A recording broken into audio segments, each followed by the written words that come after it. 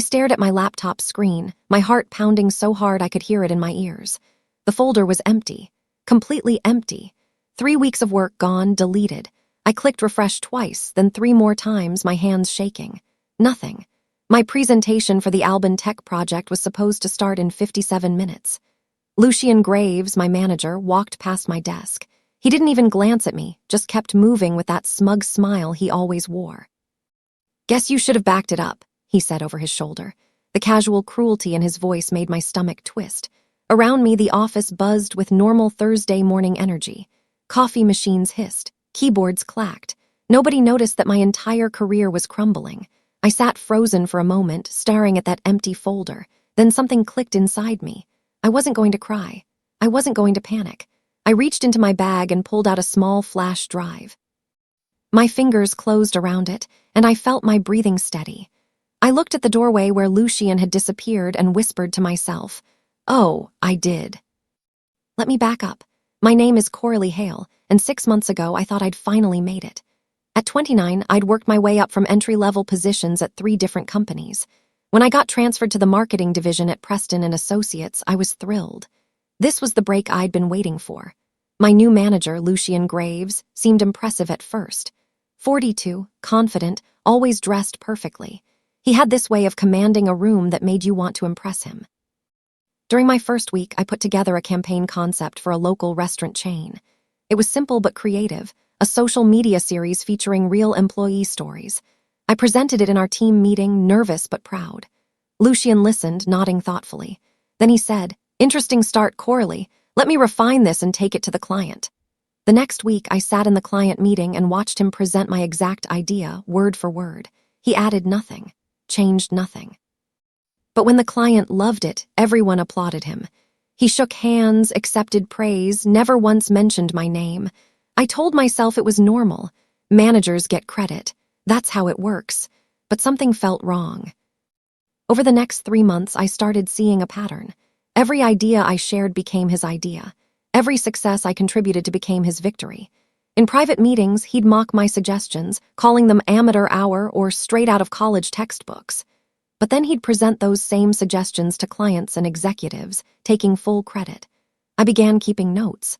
Small things at first, just dates and times when he'd taken my work. Then I started saving emails, backing up files, documenting conversations. One afternoon, I was walking past the break room when I heard his voice. He was talking to another manager, Travis from sales. "Coralie, she's useful enough, I guess, does what I tell her. But honestly, she's just a replaceable intern in heels. No real vision." Travis laughed. My face burned. I stood there, invisible around the corner, feeling smaller than I'd ever felt. That night, I went home and cried for 20 minutes. Then I dried my eyes, opened my laptop, and started organizing every piece of evidence I had. I didn't know what I'd do with it yet, but I knew I was done being invisible. 2 months later, everything changed. Preston & Associates landed a meeting with Albin Tech, a huge software company looking to rebrand. This was the kind of client that could define careers. In our morning briefing, Lucian announced, "Coralie will be taking the lead on this pitch." I nearly dropped my coffee. Everyone looked surprised, including me. "Really?" I asked. He smiled that practiced smile. "You've been working hard. Time to see what you can do." I should have known better. But hope is a dangerous thing. I threw myself into the project, working late every night. I researched Albin Tech's history, their competitors, their audience. I built a presentation that was smart, creative, and backed by solid data. Lucian played the supportive mentor, checking in regularly, offering guidance. Then, 1 week before the pitch, I found an email. I'd logged into the shared drive to upload some files, and there it was, sent from Lucian to the CEO of Albin Tech. The subject line read, "Preliminary concepts for your review." I opened it. My entire strategy was there, presented as his work. My research, my ideas, my words. He'd sent it before I'd even finished the presentation. He was already taking credit. I closed the email and sat in the empty office, the only sound my own breathing. Rage would have been easier. Instead, I felt cold, calculating. I looked at Lucian's closed office door and made a decision. I'd play along. I kept working on the presentation, but now I did something different. I created 2 versions. The official one went on the company's shared drive, where Lucian had full access. But I also created a backup, complete, polished, perfect, and saved it to a private flash drive in my personal cloud storage. I made sure every file had timestamps. Every email had copies. Every conversation had notes. In meetings, I smiled and thanked Lucien for his invaluable input. I watched him grow more confident, more relaxed. He thought he'd won. One night, 3 days before the pitch, I was gathering my things to leave when I noticed Lucien's office light still on. His door was closed, unusual for late evening. I walked past slowly, quietly. Through the door, I heard it, my presentation. My voice from the practice recording I'd done. He was inside, rehearsing my words, preparing to deliver them as his own. I stood there for a long moment, then walked away. I didn't need to confront him, not yet. The morning of the presentation arrived. I got to the office early, checking everything one final time. My backup drive was secure in my bag. My personal cloud files were ready. The official presentation was on the shared drive. At 9:30, exactly 1 hour before the meeting, I opened my laptop to do a final review. The folder was empty. I refreshed. Nothing. I checked the recycle bin. Empty. I checked the version history. Deleted by Lucien Graves, 9:28 a.m. My hands started shaking. I sat there, staring at the screen, trying to process what he'd done. Footsteps approached. Lucien appeared, perfectly pressed suit, coffee in hand. He glanced at my screen and raised his eyebrows in mock surprise. "Problem, Coralie?" "The presentation," I managed. "It's gone." He leaned against my cubicle wall, sipping his coffee slowly. "That's unfortunate. You know, I always keep multiple backups of important files. Guess you should have been more careful." His eyes were cold, satisfied. "You'll thank me later for not embarrassing yourself in there." He walked away toward the conference room. I sat there, my heart hammering. Then I reached into my bag, pulled out my flash drive, and stood up. My hands weren't shaking anymore. The conference room was already full when I walked in. 5 executives from Albin Tech sat on one side of the long table. On our side, Preston and Associates CEO, the head of marketing, and several senior managers. Lucien stood at the front, setting up his laptop, ready to fill in for my technical difficulties. I walked straight to the presentation screen and calmly unplugged his laptop. "I've got this," I said quietly. He blinked, confused.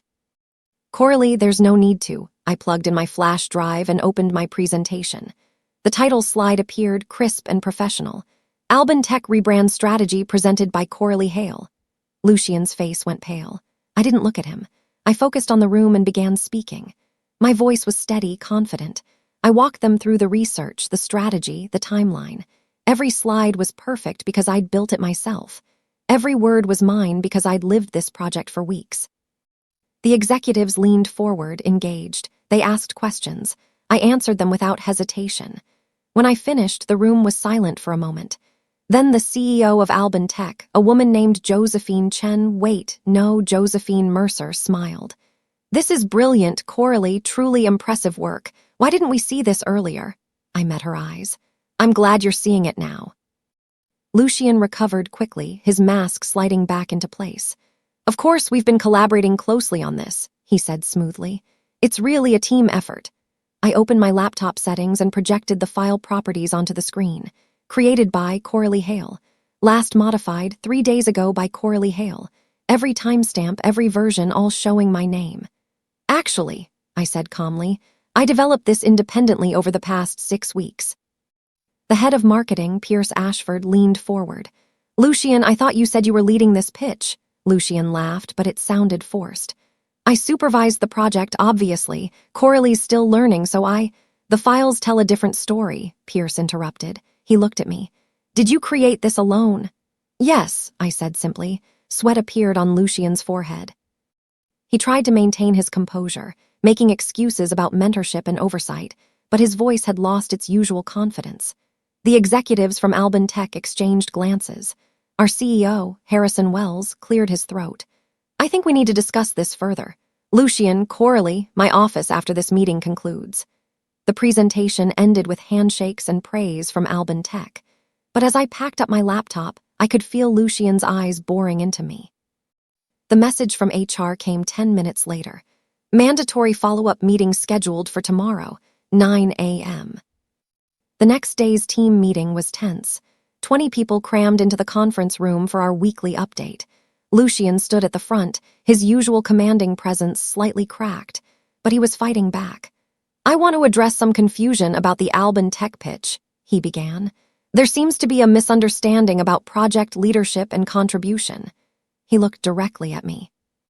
"Coralie did good work on the visual elements, but the strategic framework, the research methodology, the client psychology, that came from my 15 years of experience. I'm concerned that junior team members might not understand how collaborative processes work in professional settings." It was a masterful manipulation. He was framing me as naive, ungrateful, trying to steal credit from my mentor. Around the table, some people nodded. I said nothing. I just opened my notebook and started writing. Lucian continued, his confidence growing. "I think we all need to remember that in this industry, ego has no place. We win as a team or we don't win at all." He went on for 10 more minutes, subtly painting me as ambitious and dishonest. I kept writing, my face neutral. When the meeting ended, people filed out quickly, avoiding eye contact with me. Then Bram, a quiet intern from the design team, approached my desk. He glanced around nervously, then placed a small flash drive next to my keyboard. "You should see what's on here," he whispered, then walked away quickly. I waited until lunch. The office emptied as people headed out for food. I locked my computer screen, plugged in Bram's flash drive, and opened it. My breath caught. There were folders, dozens of them. Audio recordings of team meetings where Lucian mocked staff members, calling them incompetent and worthless. Screenshots of him sharing confidential client data with competitors. Draft emails where he fabricated incident reports about employees who'd challenged him. And documents.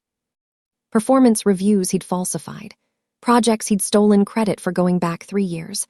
I sat there, scrolling through file after file, my hands trembling. This wasn't just about me. He'd been doing this to everyone. At the bottom of the drive was a text file. I opened it. He kept these on a shared company folder he thought was private. I found it by accident last month. I didn't know what to do until I saw what he did to you. I closed the files and sat back. I could destroy him with this. Right now, one email to HR and he'd be finished. But something stopped me. If I acted too quickly emotionally, he might find a way to spin it. He was good at that. I needed to be smarter. I copied everything to my personal encrypted storage and removed Bram's flash drive. Then I whispered to my empty cubicle, "I'm not getting even. I'm getting smart." Over the next 2 weeks, I worked like I'd never worked before. But I wasn't just doing my job. I was building an airtight case. Every email Lucian sent me, I backed up with headers and timestamps. Every meeting, I took detailed notes immediately after, including dates, times, and witnesses. I quietly reached out to former employees who'd worked under him. 3 of them responded, sharing their own stories that matched mine exactly. I organized everything into a single encrypted folder, evidence of theft, manipulation, harassment, and policy violations. But I didn't share it. Not yet. Meanwhile, I noticed Lucian watching me differently. I'd stopped reacting to his provocations. I'd stopped seeking his approval. In meetings, when he spoke, I simply listened and took notes. My calm seemed to unnerve him more than anger would have. Then I found the email. It was late on a Friday afternoon. I'd been copied accidentally on a thread between Lucian and HR. The subject line read, "Staffing Adjustments Marketing Division." Inside, Lucian had written a detailed memo recommending my termination. He cited attitude problems, difficulty accepting feedback, and concerning behavior around intellectual property. He was building a paper trail to fire me. I read it twice, then closed my laptop. Monday morning, I'd find out he was looking at replacements. He'd already interviewed 2 candidates. My time was running out. Sabine worked in HR. We'd been friendly since I started, grabbing coffee, chatting about weekend plans, nothing deep but genuine. She found me Monday afternoon in the parking garage, loading bags into my car. "Coralie, wait," she called out, looking around nervously. "I need to talk to you." We sat in my car. She looked uncomfortable. "I probably shouldn't be telling you this, but Lucian's building a case. He's documenting everything. He's framing you for insubordination, intellectual property theft, unprofessional conduct." "I know," I said quietly. She blinked. "You know," I nodded. "I've been preparing." "Coralie, he's good at this. He's done it before. People who fought him ended up fired or pushed out. I'm telling you as a friend, start looking for other jobs, quietly. Get out before he destroys your reputation." She meant well. I could see the genuine concern in her eyes. "Thank you," I said. Really, I appreciate you warning me. So you'll start looking, she asked hopefully. I looked straight ahead through the windshield. I'm not leaving yet, she sighed. Please be careful. After she left, I sat alone in my car for a long moment. Then I opened my laptop and started updating my portfolio. I'd learned something important over the past month. The best defense is preparation. I quietly updated my LinkedIn profile. I reached out to old colleagues and professors, rebuilding connections I'd neglected. I documented every single project I'd completed, every success I'd contributed to, every skill I'd developed. And I started interviewing. Not desperately, not frantically. Strategically. 3 companies, all competitors or partners of Preston and Associates. All looking for someone exactly like me. In the office, I became a different person. When Lucian criticized my work, I thanked him politely and moved on. When he took credit in meetings, I made mental notes but said nothing. My lack of reaction seemed to disturb him more than confrontation ever had. He'd gotten used to people either fighting him or breaking down. I was doing neither. 2 weeks later, I got the call. Adler Communications, Preston's biggest competitor, wanted me for a senior strategist position. The salary was 40% higher. The role had real authority. We've heard great things about your work at Preston, the hearing manager said. When can you start? I smiled. I'll need to give proper notice. How's 3 weeks? Perfect, she said. We'll send the offer letter today. I hung up and sat quietly at my desk. Across the office, Lucian was in a meeting, gesturing dramatically. I didn't feel angry anymore. I felt powerful. I accepted Adler's offer but told no one. Not Sabine, not my team members, no one. Instead, I did something calculated. I requested a formal performance review. It was my right as an employee, especially given Lucian's recent concerns about my work. I sent the email to HR, CCing Lucian and our department head, Pierce. Per company policy, I'm requesting my quarterly performance review. Please let me know available times in the next 2 weeks. Thank you. Lucian responded within an hour, his email terse. Is this really necessary right now? I replied professionally. Given recent project completions and my professional development goals, yes, I believe it's important. Thank you for understanding. HR confirmed the meeting, 2 weeks from today, 3 p.m. What Lucian didn't know, what nobody knew, was that date had special significance. I'd checked the calendar carefully. That same week, the company conducted its annual compliance audit. Every department head underwent a performance review and ethics check. Lucian's audit was scheduled for the same day as my performance review. Same day, 3 hours apart. I'd timed it perfectly. Now I just needed to plant the right seeds. The compliance officer, Eamon Reeves, had a reputation for being thorough and humorless. I'd never spoken to him directly. That was about to change. I stayed late that Thursday, working on legitimate projects but waiting for the right moment. Around 7 p.m., Eamon walked past my cubicle, carrying a stack of files. Long day, he asked politely. I looked up, surprised. Just finishing up some documentation, you too, he nodded, setting down his files. Audit season, always chaotic. I can imagine, I said, then paused as if considering something. Can I ask you a question, hypothetically? He raised an eyebrow. Hypothetically. If someone noticed potential irregularities in how projects were documented, like files being deleted or modified without proper authorization, what would be the correct way to report that? Eamon's expression sharpened. That would fall under data management protocols. Why? Have you noticed something? I chose my words carefully. I've seen some unusual file access patterns, probably nothing, but I wanted to make sure I understood proper procedures if it ever became relevant. File access can be audited, he said slowly. If you have specific concerns, you should document them and submit them through proper channels. Of course, I said. Thank you. He left, but I could see him thinking. The seed was planted. 3 days later, I heard through Sabine that HR had quietly begun investigating data handling procedures in our department. Lucian still didn't know where it was coming from, but I could see him getting nervous, checking over his shoulder. The email came at 11:30 p.m. on a Tuesday. I was already in bed reading when my phone buzzed. From Lucian Graves' subject, unprofessional conduct. I opened it, my heart rate picking up. Coralie, I've been patient, but your recent behavior is unacceptable. Questioning my leadership, undermining team cohesion, and now making baseless insinuations to compliance. This constitutes workplace sabotage. Consider this a formal warning. If this continues, I will have no choice but to recommend immediate termination. I suggest you reconsider your approach. LG, I read it twice. He was panicking, threatening me, creating documentation of his authority, but he'd made a critical mistake. The email was aggressive, unprofessional, and sent during non-work hours, clear intimidation. I took a screenshot, then forwarded the entire email to HR with a simple message. Received this tonight. I'm uncomfortable with the tone and allegations. Please advise on proper procedure. I CC'd the compliance team and our department head. Then I went asleep. The next morning, I had 3 emails waiting. One from HR, meeting scheduled today, 2 p.m. One from compliance, please bring any relevant documentation. One from Pierce, my department head, let's talk before the meeting. When I arrived at the office, Lucian was already in Pierce's office. Through the glass, I could see him talking rapidly, gesturing. Pierce looked tired and unconvinced. My phone buzzed. New calendar invite. Confidential, ethics inquiry, Thursday 9 a.m. Thursday morning arrived cold and gray. I dressed carefully, professional, confident, calm. I brought my laptop, my organized files, and nothing else. The ethics inquiry was held in a windowless conference room. 5 people sat across the table. Harrison Wells, our CEO, Pierce from marketing, 2 representatives from HR, and Eamon from compliance. Lucian sat to my right, 3 chairs away. He looked confident, prepared. He thought he could talk his way through this like he'd done before. Harrison opened the meeting. We're here to discuss concerns raised by both of you regarding workplace conduct, project attribution, and data management.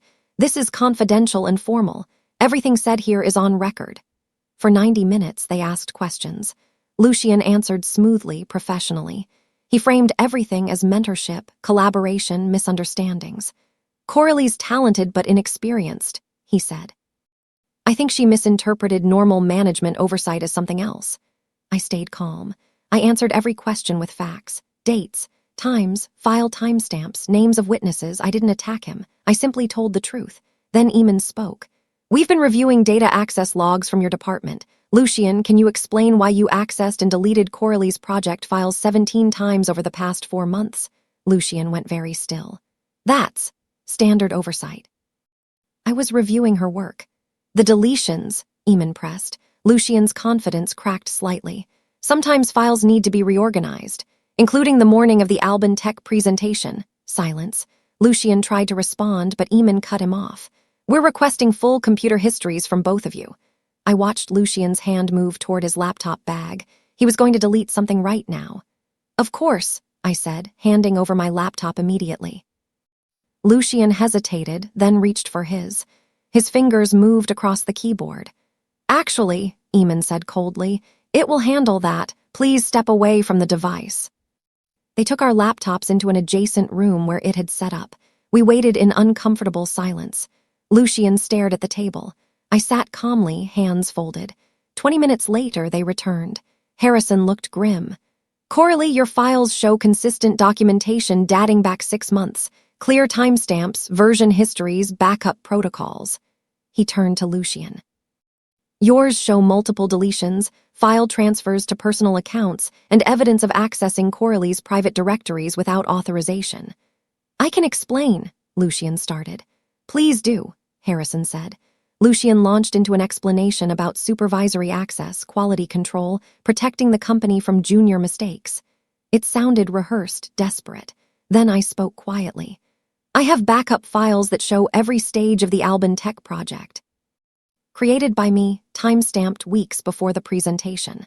I also have the version that was deleted from the shared drive the morning of the meeting. I pulled out my flash drive and handed it to Eamon. Everything's here, including the deleted version with his access signature.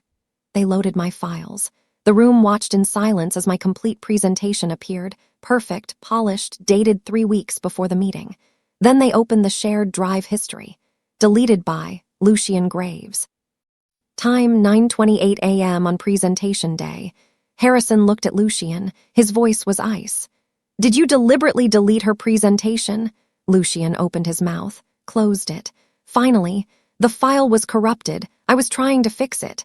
That's not what the logs show, Eamon said quietly. The IT officer, a woman named Casey, connected her laptop to the conference room screen. We also pulled browser histories and search logs as part of standard protocol, she said. The screen filled with text. My stomach tightened even though I knew what was coming. Casey highlighted several entries from Lucian's work computer. The search history showed how to permanently delete PowerPoint files without recovery. Can deleted files be traced by IT department? Removing file modification timestamps. Making files look corrupted, all searched the night before the Albin Tech presentation. The room went completely silent. Every eye turned to Lucian. His face had gone from pale to red. I was researching best practices for sabotaging your employees' work. Pierce interrupted, his voice shaking with anger.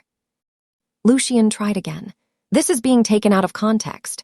The context, Harrison said slowly, is that you systematically undermined a talented employee, stole her work, and attempted to destroy evidence of your misconduct. I sat perfectly still, my face neutral. Inside, my heart was pounding, but I refused to show emotion. This wasn't about gloating. This was about justice. Harrison stood. Lucian, you're placed on immediate administrative leave pending full investigation. You'll be escorted from the building today. We'll be in touch through formal channels. Lucian stared at him. You can't be serious. I'm completely serious, Harrison replied. The meeting ended. As we filed out, Lucian grabbed my arm in the hallway. You did this, he hissed. I looked at his hand on my arm, then at his face. No, I said calmly. You did this to yourself. I walked away and didn't look back. The office transformed overnight. Lucian's immediate departure left a vacuum of whispers and speculation. By noon, everyone knew something major had happened. People I'd barely spoken to suddenly appeared at my desk with quiet apologies. I'm sorry I didn't say anything when he took credit for your work. I should have supported you in that meeting. I knew something was wrong. I accepted their apologies gracefully but kept working. I had projects to finish, a transition to plan. The official story was vague. Lucian Graves is no longer with Preston and Associates effective immediately. We're committed to maintaining professional standards. But offices are small ecosystems. The truth spread quickly. Sabine stopped by late that afternoon. They're saying he might face legal action, she said quietly, for breach of contract and data misuse. I nodded but didn't comment. That evening, as I was packing up, my phone buzzed. An email from Adler Communications. Offer confirmed. Can you start Monday? I typed back. Yes, looking forward to it. That night at home, I opened a bottle of wine I'd been saving and sat on my balcony. For the first time in 6 months, I felt like I could breathe. My phone buzzed again, a text from an unknown number. It's official. Lucian's been terminated. Thought you should know. Eamon, I smiled and raised my glass to the city lights. Justice wasn't always loud. Sometimes it was just quiet, thorough, and absolutely deserved. Monday morning, I walked into Preston and Associates for the last time as an employee. My resignation letter was already written, professional, grateful, brief. After much consideration, I've accepted a position that better aligns with my career goals. My last day will be 2 weeks from today. Thank you for the opportunities I've had here. Harrison called me into his office within an hour. We'd like to make you a counteroffer, he said.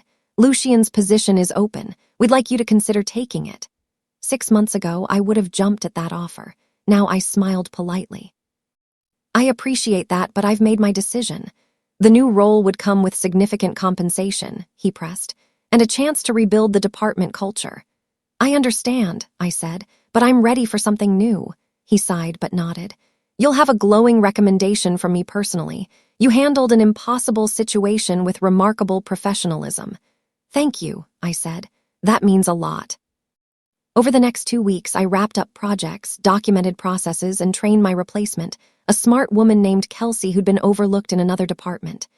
Don't let anyone take credit for your work, I told her quietly. Ever, she nodded seriously. I won't. My last day was low-key. Cake in the break room, handshakes, promises to stay in touch. As I carried my box to my car, I passed Lucian's old office. It was empty now, the nameplate removed. I didn't feel triumphant or vengeful, just finished. Then my phone buzzed one final time, an email notification from Lucian Graves. I sat in my car and opened the email. My hands were steady. Coralie, I know we didn't end on good terms. I've had time to reflect and I realize I made mistakes. I'm applying for new positions now and I need strong references. Given your success with the Albin Tech project, a recommendation from you would carry weight. I hope you can see past our difficulties and help me get a second chance. People deserve forgiveness. I'm asking for yours. Lucian, I read it twice, then 3 times. The audacity was stunning. After everything, the theft, the manipulation, the deliberate sabotage, he wanted me to help him. I thought about ignoring it, deleting it, moving on. But something in me needed to respond, needed him to understand. I typed carefully, "Lucian, you're right that people deserve second chances. But second chances are earned through genuine accountability, not requested through manipulation. You didn't make mistakes. You made deliberate choices to undermine, steal from, and gaslight me and others. Those were choices. Actions have consequences. I hope you learn from this experience, but I won't be providing a reference. Good luck." Coralie, I hit send. Then I blocked his email address, started my car, and drove away. I didn't need to think about Lucian Graves anymore. That chapter was closed. 3 months passed. I settled into Adler Communications like I'd always belonged there. The team was collaborative, supportive. My manager, Victoria, actually gave credit where it was due. I led 2 successful campaigns, mentored junior staff, and finally felt like my work mattered.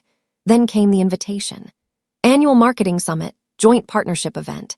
Preston and Associates and Adler Communications are co-hosting this year's regional conference. Attendance mandatory for senior staff. I stared at the email. Preston and Adler working together, of course. We'd partnered on several projects since I'd joined. I'd successfully avoided any crossover with my old department, but this was unavoidable. The summit was held at a downtown hotel, massive ballroom filled with professionals from both companies. I arrived early, prepared to network and present my latest campaign analysis. Then I saw him, across the room, wearing a visitor badge, Lucian Graves. My stomach dropped. He was talking to Pierce, who looked uncomfortable. I caught fragments of conversation as I moved closer. "Just consulting temporarily. Fresh start. Learned from past mistakes." He was back, not as an employee but as a contractor. Someone at Preston had hired him. When his eyes found mine across the room, his expression flickered, surprise, guilt, something harder to name. I turned away and focused on my presentation. I wouldn't let him ruin this. The main presentation took place after lunch. Victoria and I were presenting Adler's new integrated campaign strategy.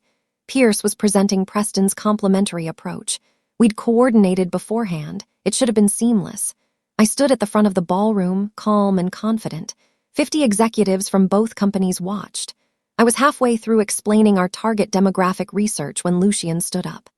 "Actually, if I could interject," he said loudly. "I think there's a fundamental flaw in this approach that needs addressing." The room went silent. Victoria stiffened beside me. Pierce looked mortified. Lucian continued, walking toward the front. "The demographic modeling is too narrow. You're missing key market segments that I identified in earlier research." "Lucian," Pierce interrupted quietly, "this isn't the time." But Lucian pressed on, trying to assert expertise, trying to reclaim authority he'd lost. He was making it about him again. I felt the old familiar anger rising but pushed it down. I'd learned something over the past 6 months. I didn't need to fight him, I just needed to be excellent. Victoria stepped forward, her voice professional and cold. "Thank you for your input, but we're presenting current data and strategies developed by our team. We'll stick with Coralie's analysis." She looked at the executives. "Unless anyone has questions about the methodology." Silence. Then Harrison Wells, Preston's CEO, spoke.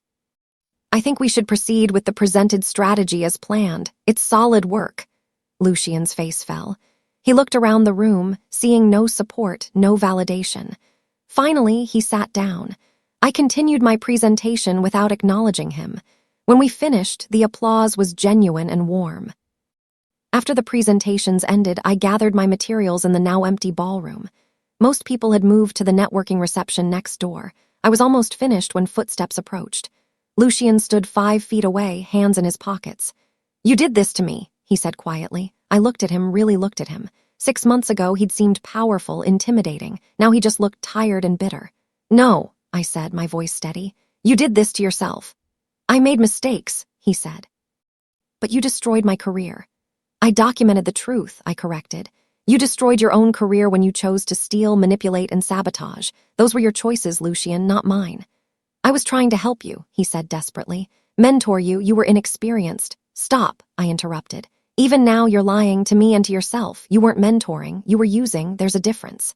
He started to respond, but I was done. I picked up my bag and walked past him. At the doorway, I paused and looked back. "I hope you figure out who you want to be," I said, "but I'm not going to waste any more energy thinking about it." I walked out into the lobby, then through the front doors into late afternoon sunlight. Outside, Victoria was waiting. "You handled that perfectly," she said. "How do you feel?" I thought about it. 6 months ago, I was invisible, small, questioning my own worth. Now, I feel free, I said honestly. 3 weeks later, I sat in Adler's main conference room as Victoria made an announcement. "I'm pleased to announce that Coralie Hale has been promoted to strategic director, effective immediately."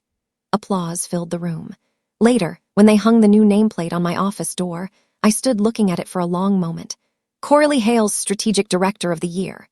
I'd learned something through all of this. Your worth isn't determined by who tries to diminish you. It's proven by how you respond when they try. Lucien thought deleting a file would delete my value. But some things can't be erased. Your work ethic, your integrity, your self-respect. I walked into my new office, sat at my desk, and smiled. Not because I'd beaten him, but because I'd finally, completely found myself.